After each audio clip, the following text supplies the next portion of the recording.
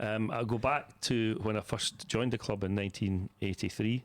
And when you come into a new dressing room as a player, I'd come from Cowdenbeath, it was 19 or something, and you kind of feel your way a little bit to try and establish where you are in the dressing room, in the pecking order. And we had I think we spoke about this with Tony Pulis. We had one of those massive baths in the shower area. There weren't any showers, but there was a massive bath with a scum on the top. Yeah, you were exactly, talking about. Oh, exactly. What an image! So we, as time had gone on, in the corner of the next to the bath, in the corner of the bathroom, if you want to call it that, was this? How would I describe it? It's called an Aerotone machine, and it was like a huge, like, can of beans, just like a massive can. Right. And it had ladders for you to get up and get into it, and ladders on the inside for you to get down. And really, the idea was it was like a jacuzzi.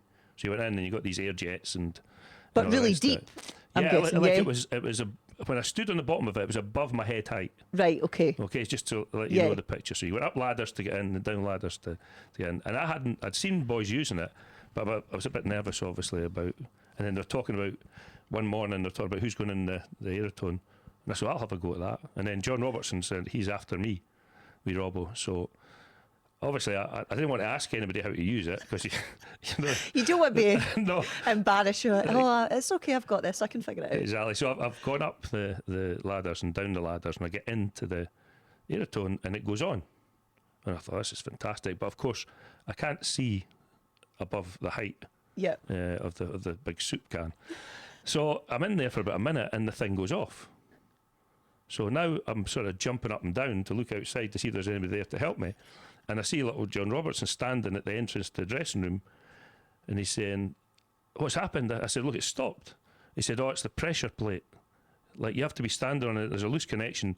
You need to jump up and down and it'll go back on. So, of course, here's me jumping up and down on this inside like this a soup trampoline. can. Yeah. And my head, I can get above the height when I'm jumping. I can see Robbo standing at the wall. So next minute, the thing goes back on again. So that's great. 2 minutes later, it goes back off. So again, I start jumping up and down, and the thing starts again. So this goes on for about 10 minutes.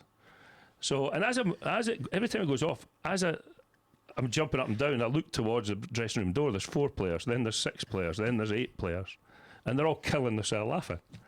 And little did I realise, he's standing at the entrance of the dressing room with the switches. He's got me jumping up and down, and he's just flicking the thing on and off.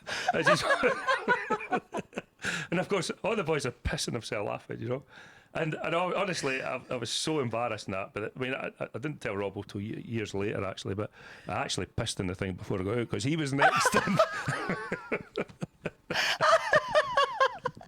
So you got the last laugh, well, Craig. Yeah, but I mean, honestly, it was so embarrassing. Like, the boys, it's like in a dressing room, the boys are just taking the piss forever after that, honestly.